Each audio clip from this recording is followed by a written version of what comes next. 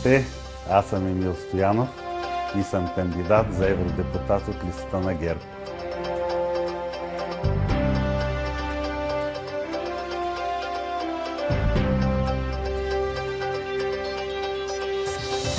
Основател съм на телевизия Европа.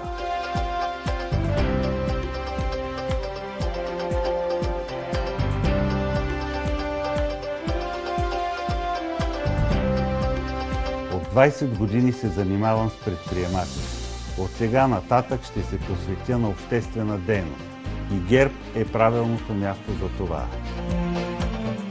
Европейските стандарти в медиите, в културата и политиката са важни за мен. Ще го разберете.